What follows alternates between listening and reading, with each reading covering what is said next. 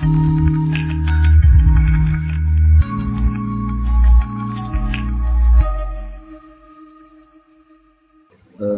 muslimin dimanapun kalian berada, semoga kita semua selalu dalam lindungan Allah, selalu dalam rahmat Allah, dan selalu dalam hidayahnya. Di sini Al-Fakir Abdul Wafi bersama salah satu tim dari An-Najah Center Sidogiri. An-Najah Center Sidogiri itu adalah sebuah perkumpulan khusus membahas tentang Ahlus Sunnah wal Jamaah dan Madzhab al-Islamiyah. Beberapa mazhab yang berkembang di agama Islam, teman-teman. Tentunya lintas firqah, fil aqaid, tentang perbedaan akidah-akidah, perkumpulan-perkumpulan jam'iyah dan lain sebagainya, sehingga An-Najah Center Sidogiri ini dibentuk untuk menjadi benteng Ahlus Sunnah wal Jamaah yang saat ini masih aktif di Pondok Pesantren Sidogiri. Nah, untuk tema kali ini, ketepatan, Al-Fakir diberikan amanah ingin mengaji bareng. Kita saling curhat bareng tentang Isra Mi'raj. Ada seseorang yang bernama Agus Mustafa. Dia melakukan pendekatan terhadap sains. Rata-rata buku Agus Mustafa pendekatannya menggunakan sains. Dan yang perlu digarisbawahi teman-teman, sains itu bisa dijadikan dalil khusus perkara-perkara yang berbentuk indrawi. Sains tidak akan mampu mengukur kepastian kebenaran ketika perkara tersebut bukan dan tidak ada kaitannya dengan indrawi. Jadi sains itu baru bisa meneliti sesuatu ketika yang diteliti adalah hal-hal yang berkaitan dengan indrawi. Telah saya sampaikan beberapa kali pertemuan bahwa asbabul ilmi thalathatun, sebab-sebab yang dapat menghantarkan kita kepada sebuah kebenaran di dalam Islam itu ada 3 cara. Yang pertama adalah al-hawasus salimah, panca indera yang normal. Nah, panca indera yang normal ini bisa kita gunakan sebagai istidlal, berdalil, dan sebagai penguatnya dengan sains nantinya. Hal ahwasus salimah. Yang kedua, ini sudah gak ada kaitannya sama sains. Yang kedua adalah al-khabarus shadiq. Khabarus shadiq artinya kabar yang pasti benar. Ada kalanya kabar dari Allah, yaitu khabarun nabi al-mu'ayyad bil mu'jizah. Kabar dari seorang nabi yang dikuatkan dengan mukjizat seperti Al-Quran, seperti Taurat, seperti Injil, dan lain sebagainya.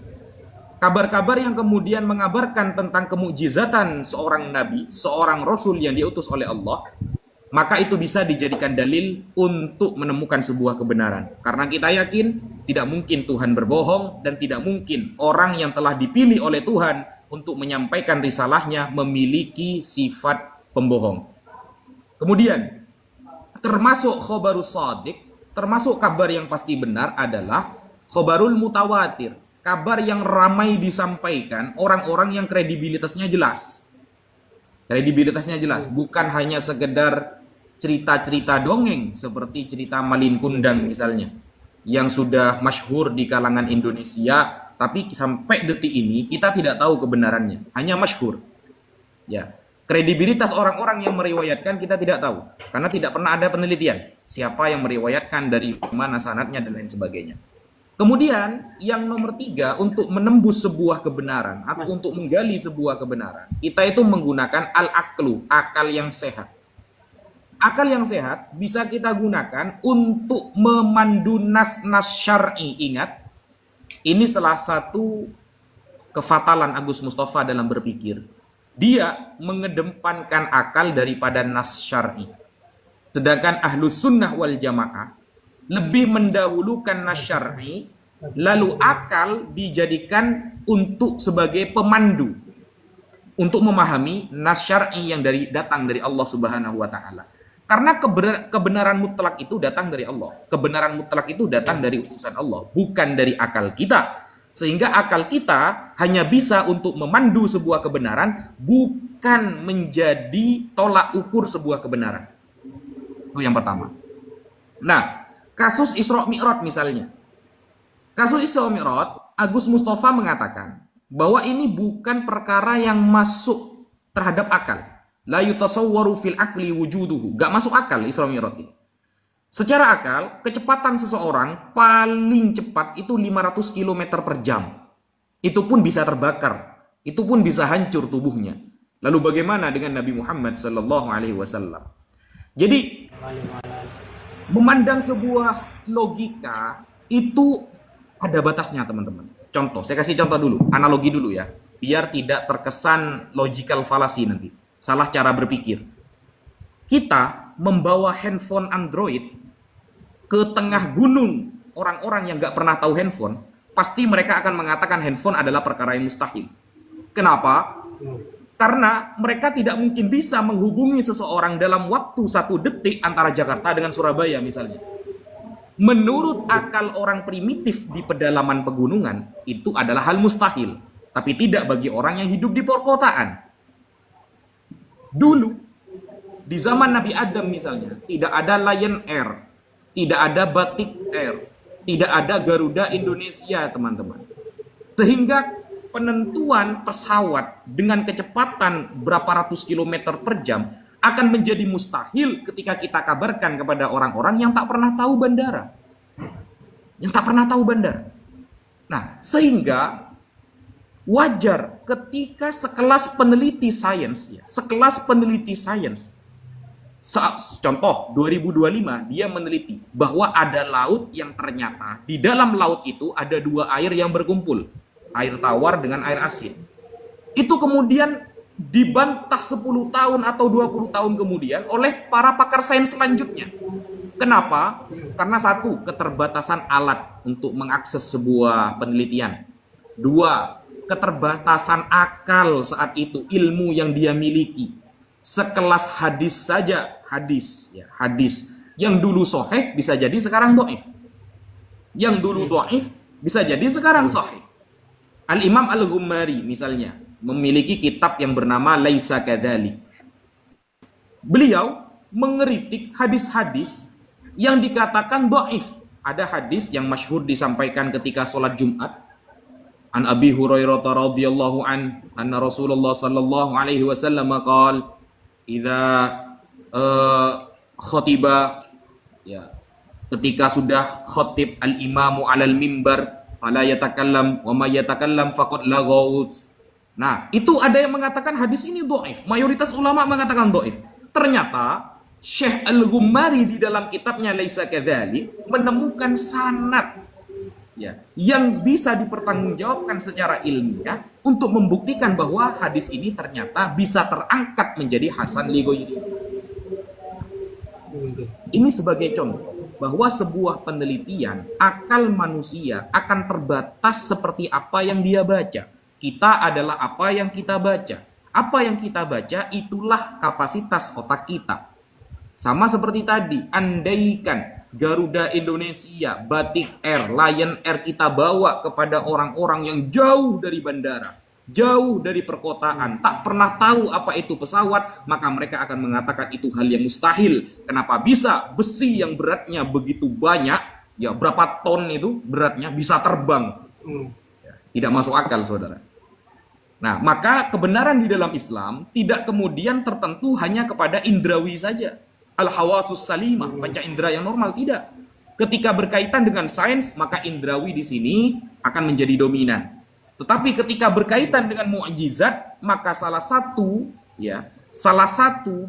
kita bisa menemukan sebuah kebenaran dengan khabarus shadiq, kabar yang pasti benar. Salah satunya khabarun nabi al-muayyad bil mukjizat, kabar dari seorang nabi yang dikuatkan dengan mukjizat.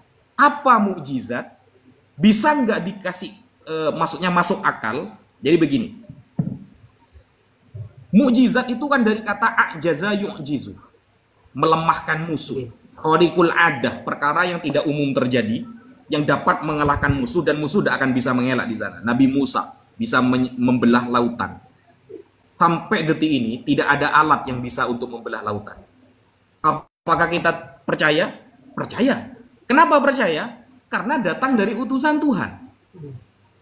Begitu, kecuali orang ateis ya. Kalau orang ateis mengatakan, wah tidak mungkin. Buktikan saja sekarang mukjizat salah satu nabi yang bisa terjadi seperti zaman dulu. Misalnya ada orang ateis. Ya. Nah, ini sudah masuk kepada logical fallacy. Kenapa? Logical fallacy yang dipakai orang ateis adalah dia menggunakan pengalaman pribadi untuk mengkanter sebuah kebenaran yang telah diuji. Bayang ya, saya ulangi. Orang ateis biasanya mengatakan dia mengkanter sebuah kejadian dengan pengalaman pribadi meskipun sudah telah diuji secara kebenarannya. Ada orang sakit perut minum Promak. Secara umum Promak bisa membuat orang sembuh ya dari sakit perut, sakit emah. Kemudian ada orang ateis mengatakan ternyata saya tidak sembuh. Ini namanya logical fallacy, teman-teman. Karena kepribadian yang telah dia jalankan dengan minum Promak dia tidak sembuh dari emah, lalu dianggap itu adalah kebenaran secara umum. Tidak bisa.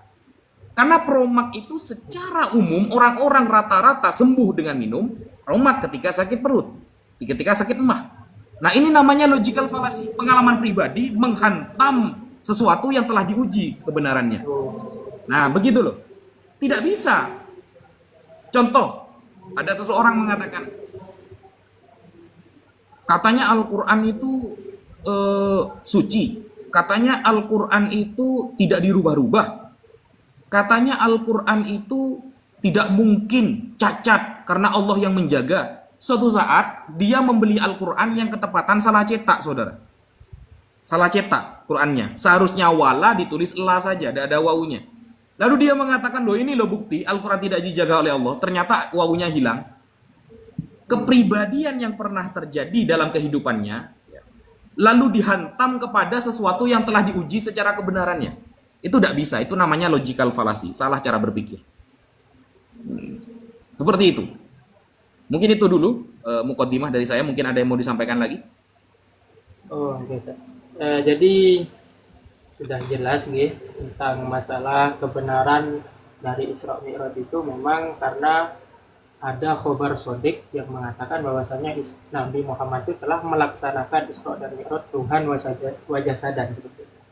Ya. Kemudian sebenarnya Ustadz, sepenelitian kami itu orang-orang yang mengingkari Isra Mi'raj karena mereka adalah orang-orang yang rasionalitas kan. Kebanyakan mereka itu mengukur segala sesuatu sebagaimana yang jenengan sampaikan tadi, mengukur sesuatu dengan rasionalitas. Kalau nggak masuk akal, maka ini sebenarnya tidak terjadi. Lah, yang ingin kami tanyakan sebenarnya Ustaz, antara akal dengan iman itu saling melengkapi atau memang ada urutannya? Maksudnya kalau memang masuk akal, karena begini, ketika orang-orang Quraisy itu mengingkari Nabi Muhammad itu melakukan Isra Mi'raj, karena mereka melihat secara akal, sehingga mereka menolak Nabi Muhammad melakukan Isra Mi'raj dengan akal mereka. Bagaimana dengan sahabat Abu Bakar As-Siddiq, yang mana sahabat Abu Bakar itu langsung menerima seketika itu juga karena dengan pandangan imannya. Nah, kira-kira akal itu melengkapi keimanan atau sesuatu yang bisa di ranah akal maka masuk pada ranah akal, sesuatu yang tidak sampai akal kita maka masuk dalam ranah iman, dengan artian akal sudah tidak boleh ikut campur. Oke. Kira-kira bagaimana?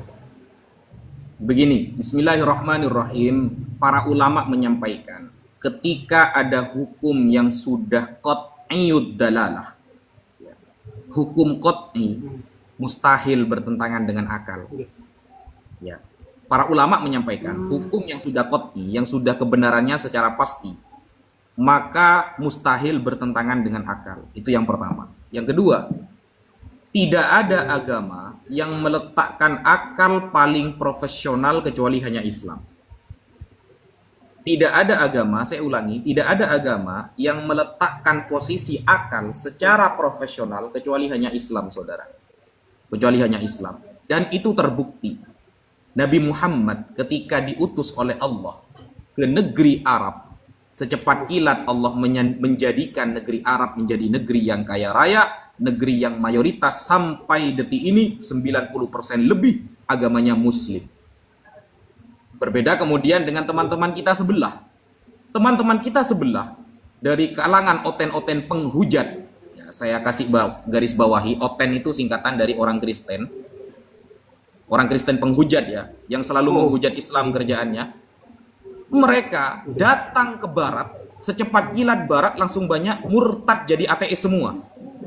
Nah, sampai detik ini di tempat kelahiran Tuhan mereka ternyata mayoritas Islam, bukan agama mereka. Itu sebabnya bahwa datangnya Islam itu tidak memperbudak akal, saudara. Datangnya Islam tidak kemudian mendewa-dewakan akal seperti orang-orang ateis yang akhirnya akal-akalan. Tapi datangnya Islam dengan menjadikan akal ini lebih profesional untuk meneliti sebuah kebenaran. Isra Mi'raj, ketika awal-awal Nabi Muhammad bercerita Isra Mi'raj kepada para sahabat dan orang-orang kafir Quraisy saat itu. Apa jawaban kafir Quraisy? Wah, ini Muhammad sudah gila ini. Tidak mungkin ya ada orang yang dari Arab, bayangkan, Arab ke Palestina itu jaraknya berapa ratus kilometer. Hanya dalam waktu satu malam. Belum ke Sidratul Muntahanya, saudara. Belum berbicara Sidratul Muntaha. Ya. Ketika Allah mengatakan, Subhanalladzi maha suci Allah, asra bi abdihi lailan. Asra bi abdihi lailan. Yang memperjalankan hambanya di malam hari. Seharusnya, ketika ayat itu dibacakan di depan orang kafir, dengan syarat orang kafir itu memang benar-benar membaca kitab suci mereka, mereka bisa berpikir, kenapa? Begini, semua ahlul kitab ya, saya tidak berbicara orang yang bahlul kitab, karena di TikTok ini banyak yang bahlul kitab, ya, kitabnya sendiri tidak dikuasai, Al-Quran yang dikritik habis-habisan. Ini kita sedang berbicara ahlul kitab di zaman Nabi. Kalau memang ahlul kitab itu benar-benar mengkaji kebenaran kitab sucinya, semua para nabi rata-rata Allah berikan derajat yang tinggi. Allah jadikan mereka menjadi panutan dan selamatkan dari akidahnya. Ada para nabi yang Allah selamatkan akidahnya, Allah angkat derajatnya, Allah berjanji, Allah berikan janji dengan lipat ganda pahala. Rata-rata semua para nabi ini di waktu malam hari. Kita bahas itu dulu. Satu. Di dalam Al-Quran, Allah memberikan kitab Taurat kepada Nabi Musa. Apakah siang hari? Tidak, saudara. Apakah waktu subuh? Tidak. Di dalam Al-Quran Allah menyampaikan, wa wa'adna Musa 30 lailah. Dan kami janjikan kepada Musa 30 malam. Jadi Nabi Musa sebelum mendapatkan kitab Taurat, beliau diperintahkan oleh Allah untuk beribadah dulu, untuk berpuasa, saudara, 30 malam, wa atmamnaha bi asyr, sampai Allah sempurnakan menjadi 40 hari. Makanya di dalam kitab Taurat dijelaskan Nabi Musa pernah puasa sampai 40 hari, saudara. Untuk mendapatkan Taurat, karena Allah telah berjanji, wa wa'adna Musa, kami telah janjikan Musa. Diuji dulu, diberikan kepada Nabi Musa kitab Taurat malam hari. Apakah Anda ingat, wahai ahlul kitab, bukan bahlul kitab, ketika Allah selamatkan Nabi Musa dari kejaran Fir'aun, apakah sore hari? Tidak. Apakah siang hari? Tidak. Di dalam surah Ad-Dukhan, Allah mengatakan, Fa'asri bi'ibadi, maka larilah malam hari bersama hamba-hambaku, wahai Musa. Kenapa? Fa'innakum muttaba'un, maka sungguh kalian akan dikejar oleh Fir'aun dan bala tentaranya. Malam hari Allah selamatkan Musa dan bala tentaranya dan para kaumnya. Malam hari, saudara. Nabi Lut alaihissalam, apakah ketika Allah selamatkan dari desanya beliau siang hari? Ba'da zuhur, ba'da asar? Tidak, tapi malam hari. Fa'asri bi ahlika bi qita'im minal laili. Di dalam Al-Quran, bawalah malam hari keluargamu keluar dari desamu dan janganlah menghadap ke belakang. Kenapa? Karena Nabi Lut tidak mau putrinya melihat desa yang sedang diazab oleh Allah Subhanahu wa taala. Malam hari Nabi Lut Allah selamatkan dari azab Allah yang akan turun di desa tersebut. karena melakukan LGBT, saudara. Melakukan LGBT. Nabi Lut. Kemudian nabi-nabi yang lain. Nabi Ibrahim misalnya. Nabi Ibrahim. Apakah Nabi Ibrahim diselamatkan oleh Allah akidahnya? Dijaga oleh Allah akidahnya ketika siang hari? Oh tidak.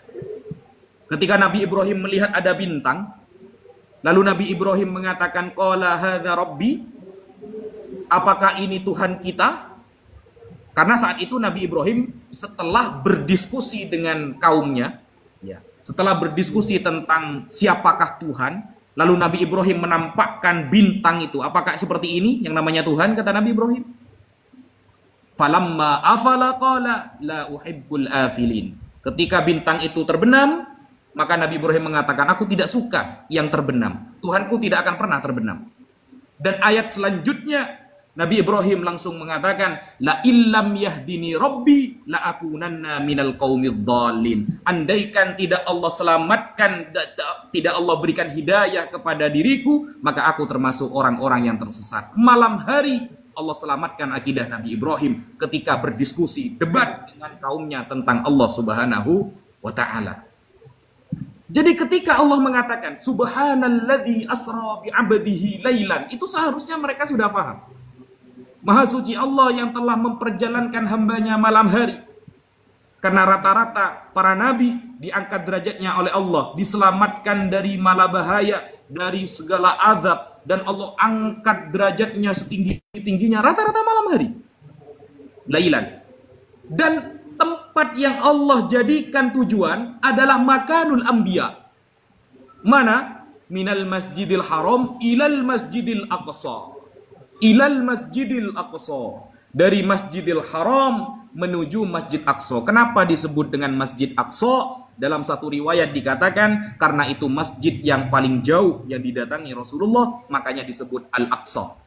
Masjid al-aqsa yang paling jauh yang didatangi oleh Rasulullah sallallahu alaihi wasallam. Nah, Masjidil Aqsa adalah makanu ijtima'il anbiya. Rata-rata para nabi semuanya, rata-rata ya, tidak semua teman-teman ya, rata-rata mayoritas ada dari Masjidil Aqsa karena mereka itu mu'dhamuhum dari Bani Israel.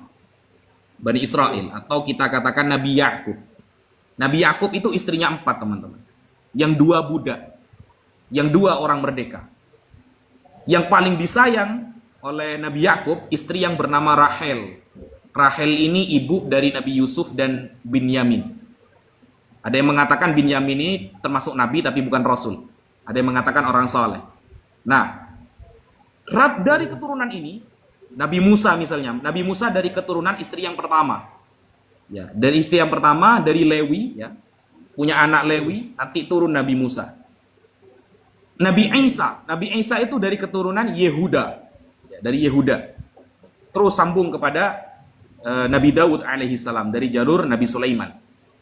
Nah, karena rata-rata nabi-nabi ini dari sana, maka wajar ketika Rasulullah Shallallahu alaihi wasallam diisrakan ke Masjidil Aqsa, saudara. Bahkan ketika Nabi Muhammad sampai di Bethlehem, Baitul Lahmin, ya.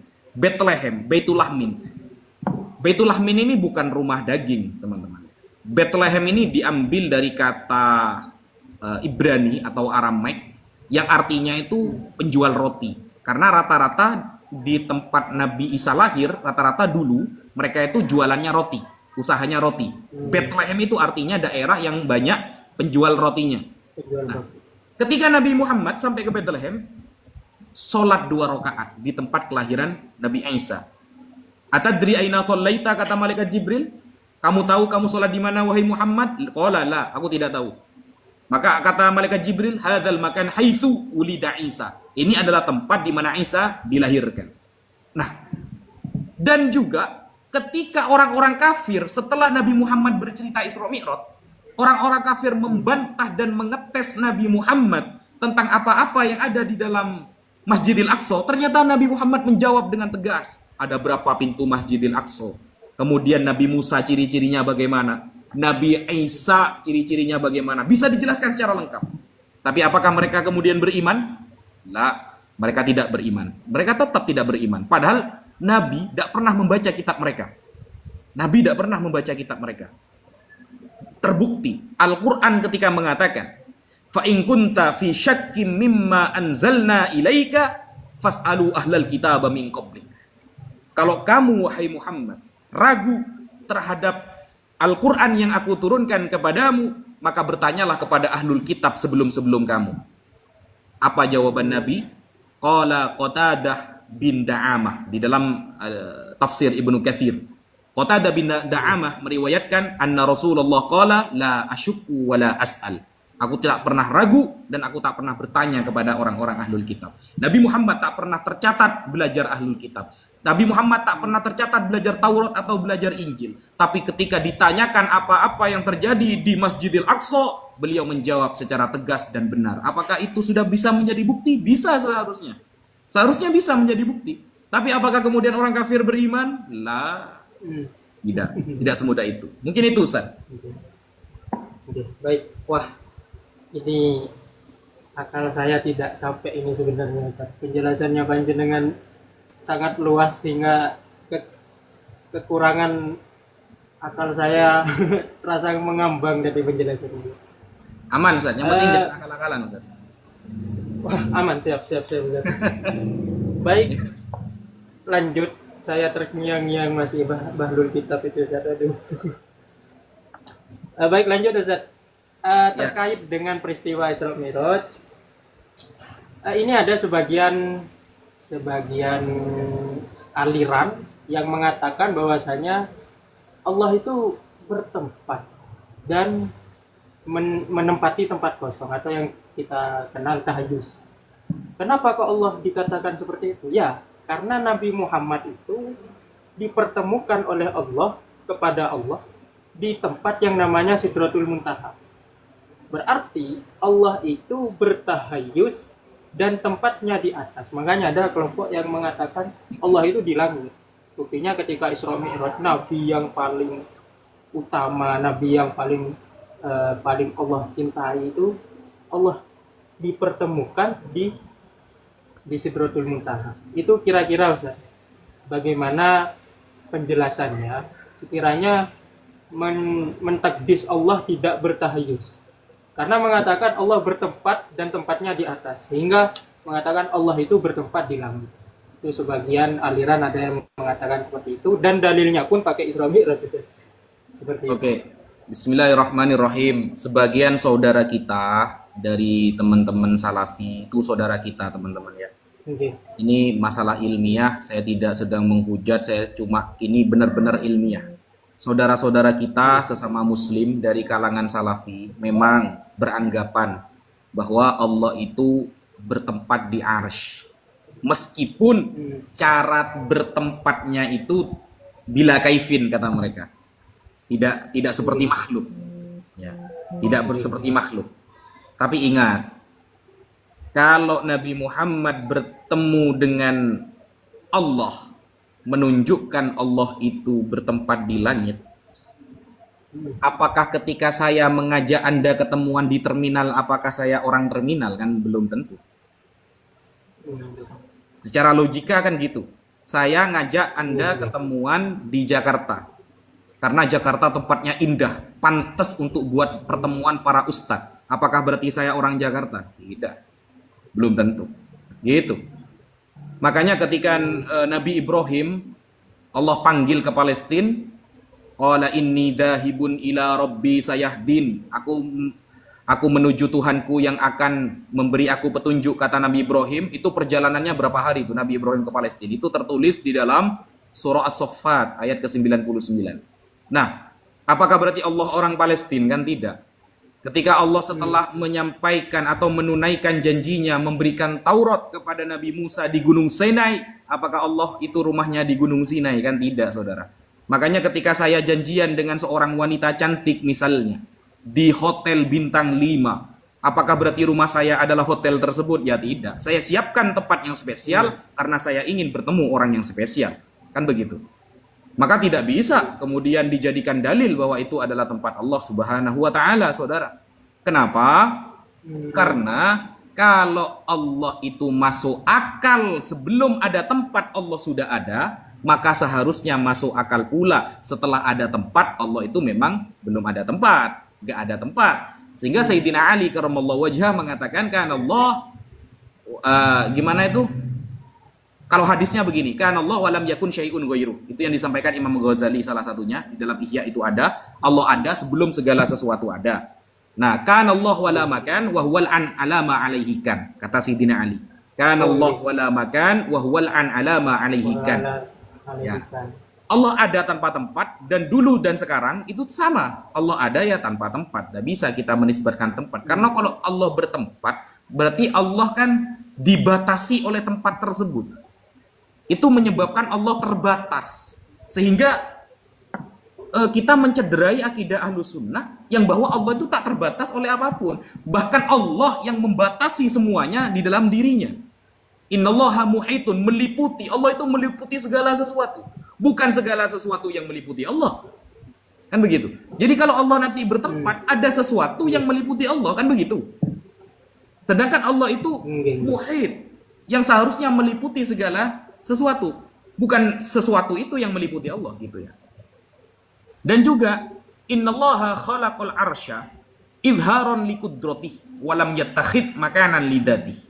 Itu dalil itu. Di dalam kitab Al-Farqu Bainal Firaq. Allah menjadikan arsy itu sebagai bentuk menampakkan keagungannya, bukan ingin menjadikan tempatnya. Karena kalau nanti Allah ada di surga, apa bedanya kita sama Kristen? Di dalam kitab-kitab teman-teman kita, satu negara, satu Bhinneka Tunggal Ika, bukan Bhinneka Tunggal Nikana, saudara, itu di dalam kitab mereka itu dikatakan Allah itu ada di surga, Bapak di surga katanya. Nah, kalau kita tanya, sebelum Bapak menciptakan surga, Bapak ada di mana? Kan begitu. Bingung kan akhirnya kan? Ya terserah Bapak dong, ada di mana-mana terserah.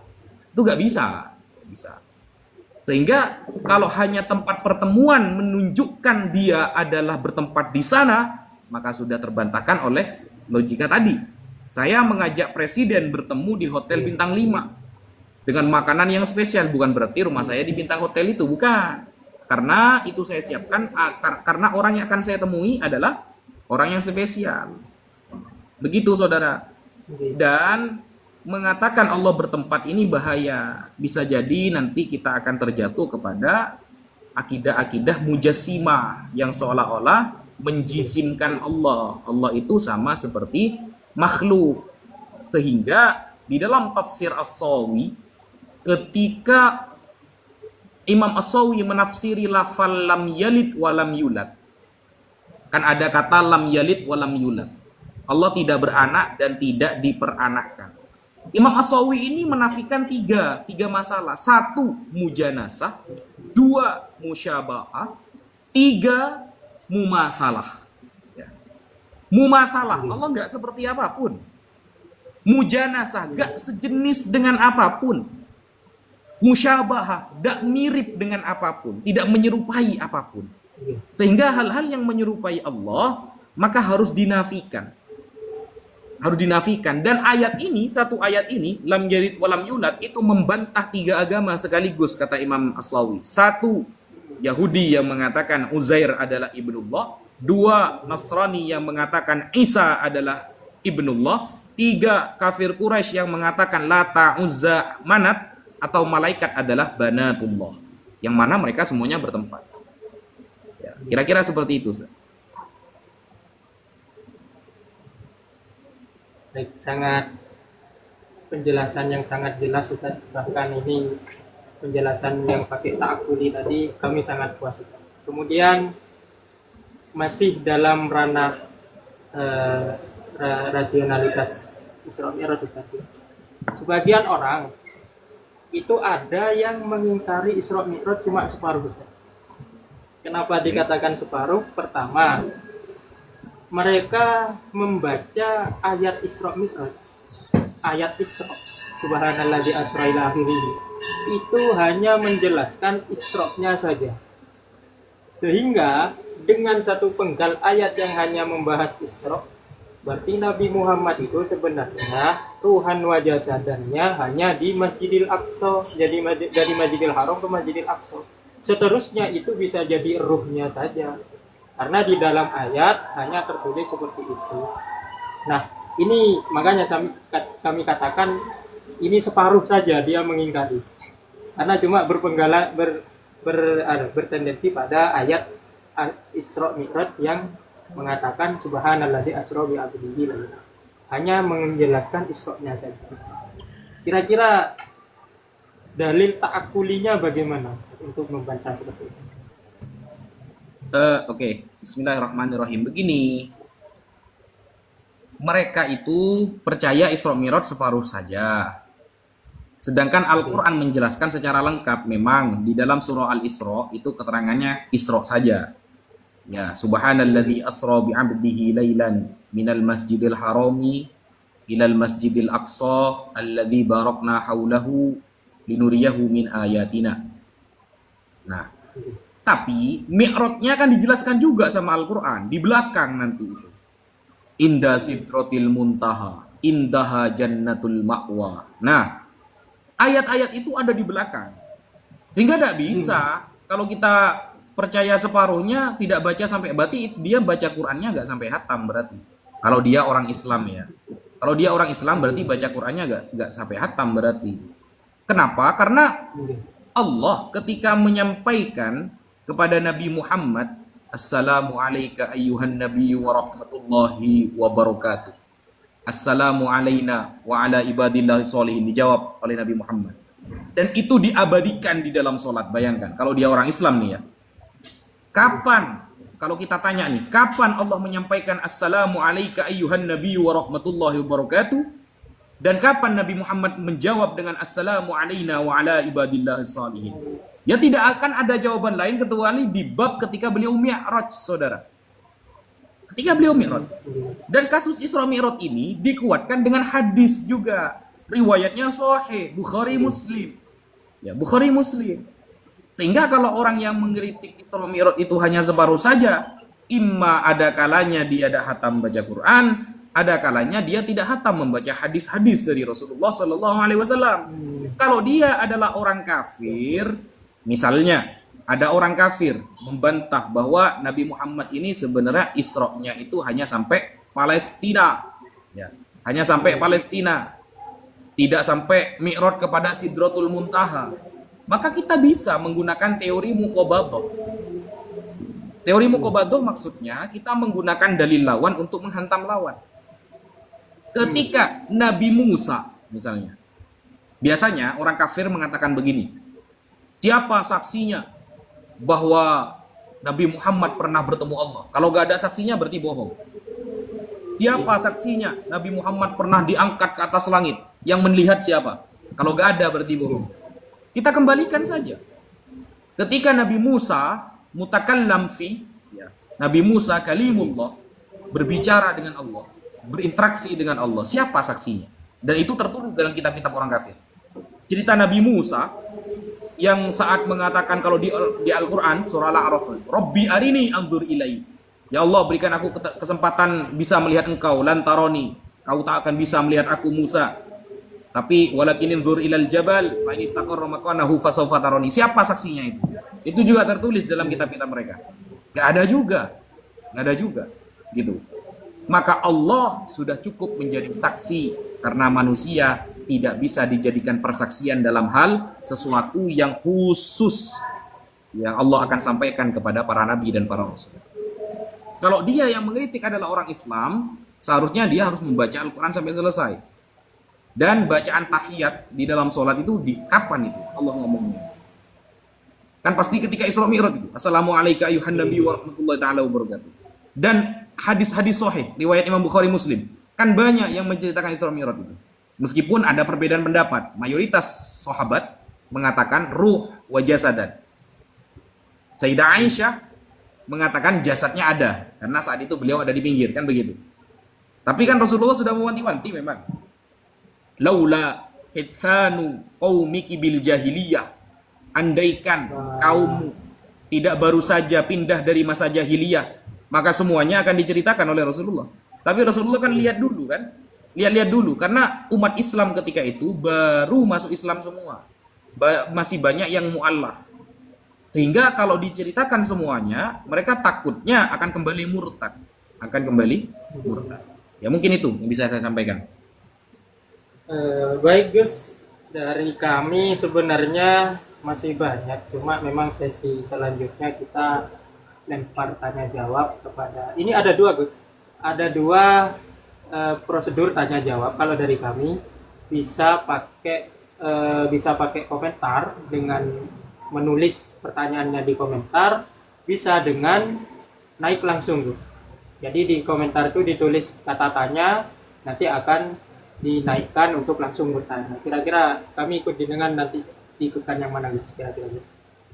Oke, terserah teman-teman ya. Mungkin ada teman-teman yang mau bertanya bisa naik, tapi temanya Isra Mi'raj teman-teman. Oke. Jadi Bukan buat para lain. pemirsa, buat para pemirsa yang ingin bertanya di acara kami kali ini, diharap pertanyaannya seputar Isra Mi'raj yang sudah kami bahas barusan. Kalau di luar Isra Mi'raj, maka dengan segala rasa hormat akan kami cut dan akan kami lempar pertanyaan kepada orang berikutnya. Untuk siapa yang ingin dinaikkan, mungkin ada pada jenengan, Gus. Oke, siap. Monggo teman-teman, mungkin ada yang mau ditanyakan dari kalangan Islam ataupun Kristen, terserahlah ya. Tapi temanya Isra Mi'raj ya, temanya Isra Mi'raj, bukan tema yang lain. Jangan tema yang lain, khusus Isra Mi'raj teman-teman. Dipersilakan naik saja. Kalau mau bertanya, biar apa namanya itu ya, biar saya paham kepada pertanyaannya.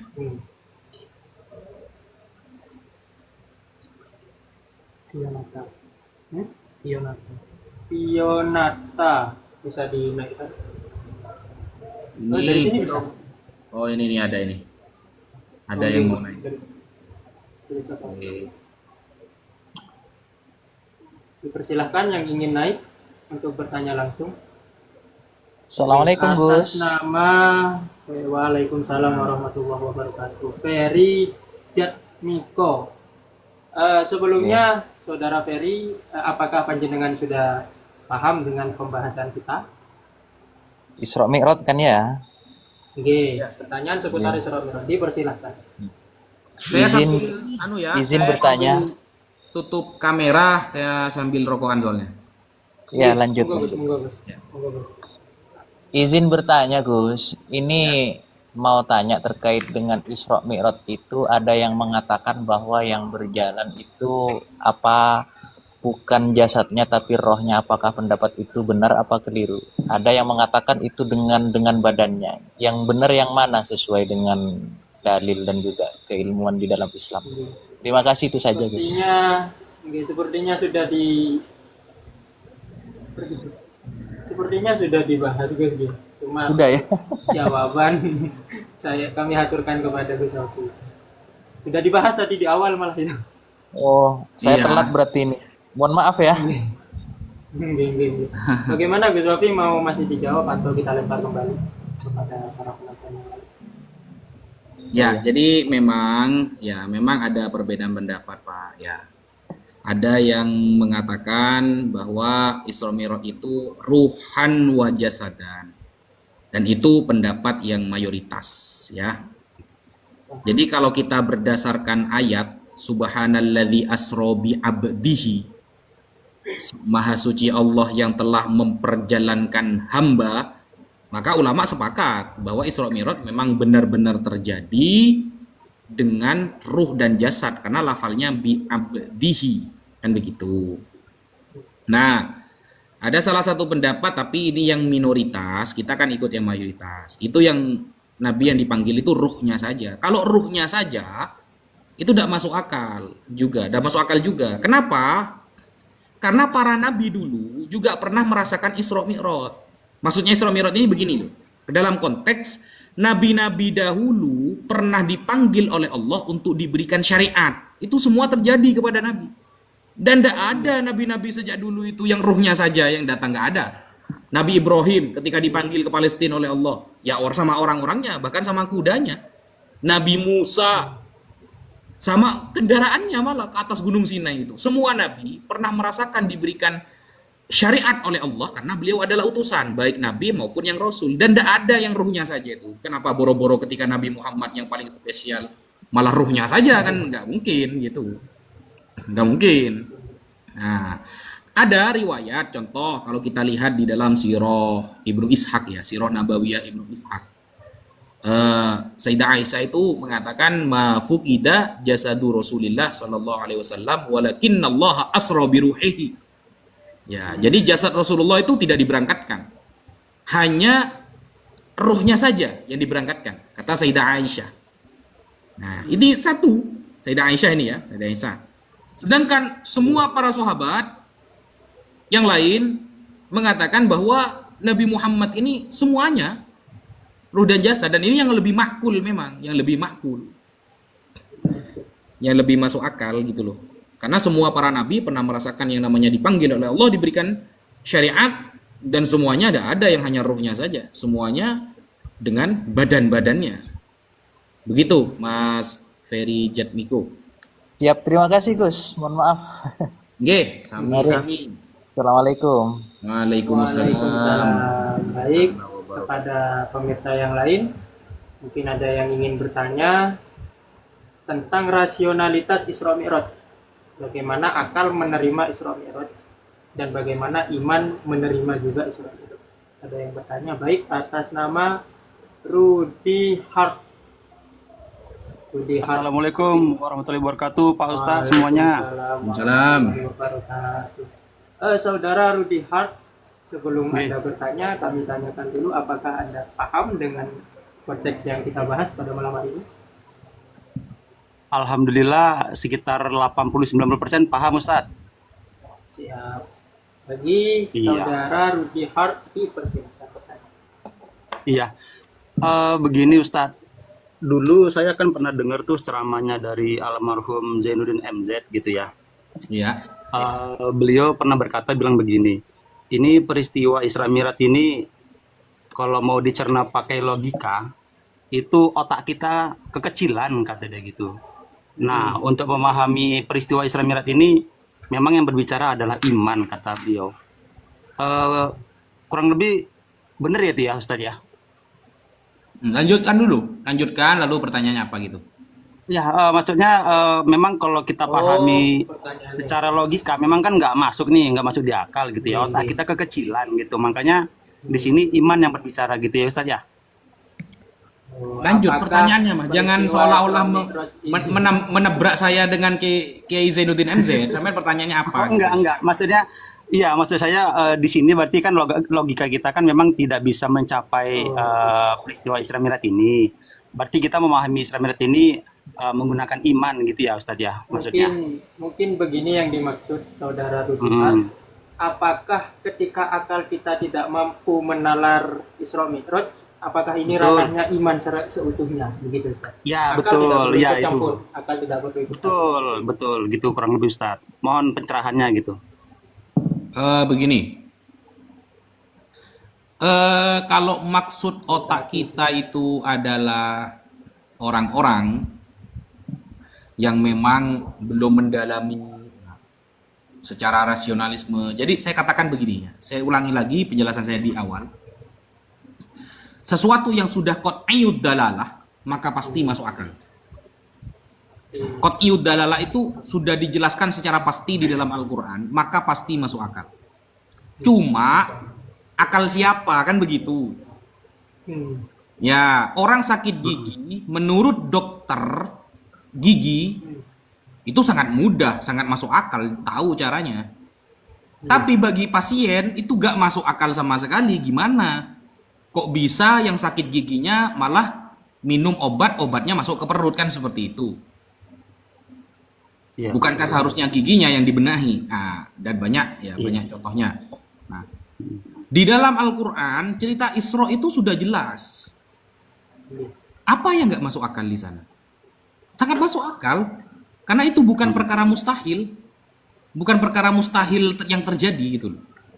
Apakah mustahil bagi Allah bisa memperjalankan hambanya di malam hari dari Masjidil Haram menuju Masjidil Aqsa? Enggak.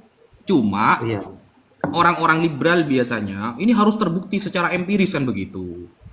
Ya, mereka memandang sebuah kebenaran itu hanya pakai indrawi saja, padahal kebenaran tidak harus pakai indrawi, ada banyak jalannya. Gitu loh. Iya, betul. Siap, nggih. Terima kasih Ustadz atas pencerahannya. Ini menjadi tambahan ilmu bagi saya pada khususnya dan pada teman-teman pada umumnya gitu. Terima kasih Ustadz atas pencerahannya ya. Oh, nggih, sami-sami Mas Rudi. Oke, nggih. Pamit semuanya Ustadz. Assalamualaikum warahmatullahi wabarakatuh. Waalaikumsalam. Waalaikumsalam warahmatullahi wabarakatuh. Baik para pemirsa, mungkin ini setelah ini pertanyaan yang terakhir Ustaz. Kemudian Oh, yang terakhir ini ya? segmennya. Oke. Oke. Pada para pemirsa, penanya terakhir, oke, langsung naik tukang mancing bersolawat, subhanallah. Oke, kepada saudara tukang mancing bersolawat, Assalamualaikum. apakah Anda, waalaikumsalam warahmatullahi Waalaikumsalam. wabarakatuh. Sebelum bertanya, saudara tukang mancing bersolawat, apakah jenengan paham konteks yang kita bahas malam hari ini? Ya, paham tentang Isra Mi'raj ya. Dari awal saya nyimak gitu ya. Dipersilahkan. Oh, subhanallah, terima kasih. Tadi ada apa sih namanya, Isra Mi'raj itu antara ruhnya Nabi dengan jasadnya ya. Ada penjelasan tentang seperti itu.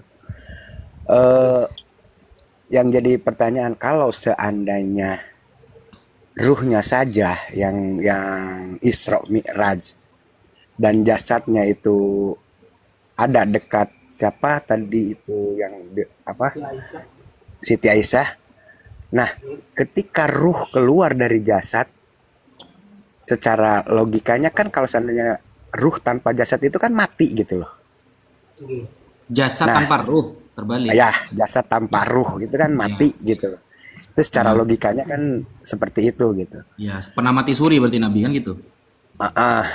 Nah, kalau emang seandainya emang yang Isra Mi'rajnya itu ruhnya Nabi, ketika itu apakah Nabi itu mati suri? Apakah gimana gitu loh? Apakah ada dalilnya yang menceritakan tentang hal tersebut gitu loh? Itu pertanyaannya. Makasih Pak Ustadz. Assalamualaikum. Waalaikumsalam. Berarti diarahkan kepada yang mengatakan Isra Mi'raj ruh saja, kurang lebih begitu Ustaz. Ya, jadi begini Pak ya. Bismillahirrahmanirrahim.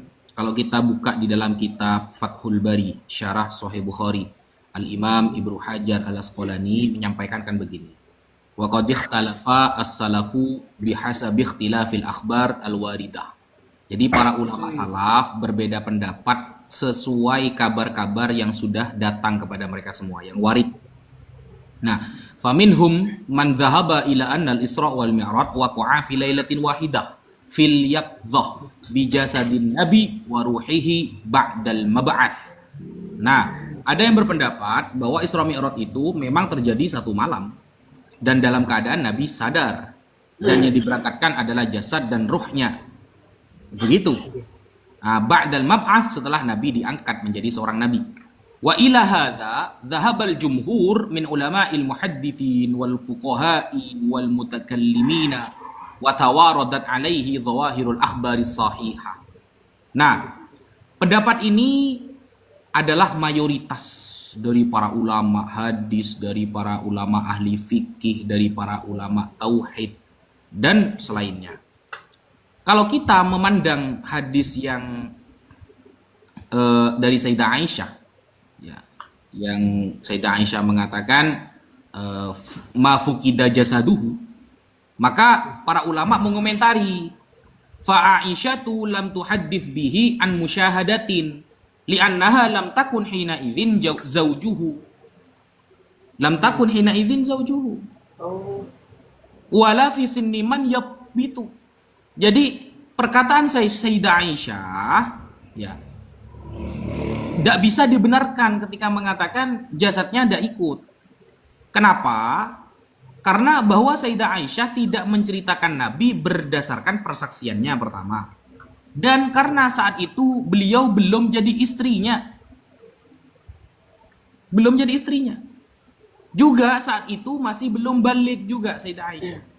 Itu disebutkan oleh Al-Imam Qadhi Iyad di dalam kitab Asy-Syifa bi ta'rifi huquqil Mustafa. Jadi nggak bisa. Mau diarahkan ke sana tetap nggak bisa, Pak. Gitu loh. Karena gini loh. Nabi Isra ini kan setelah Amul Hazan kan. Setelah Nabi ditinggal wafat pamannya Abu Thalib, dan ditinggal istrinya, wafat istrinya, Sayyidah Khadijah Al-Kubra. Nah, saat itu Sayyidah Aisyah belum jadi istrinya, belum balik juga. Bagaimana kemudian beliau menyaksikan? Gitu loh. Itu penjelasan Al-Imam Al-Qadhi Iyad di dalam kitab Asy-Syifa bi Ta'rifi Huquqil Mustafa. Ya, kira-kira seperti itu, Pak, jawaban. Tidak bisa. Oke, terima kasih Pak Ustadz buat penjelasannya. Mudah-mudahan bermanfaat buat pribadi saya sendiri, juga buat para pemirsa yang lain ya. Oke, assalamualaikum warahmatullahi wabarakatuh. Waalaikumsalam warahmatullahi wabarakatuh.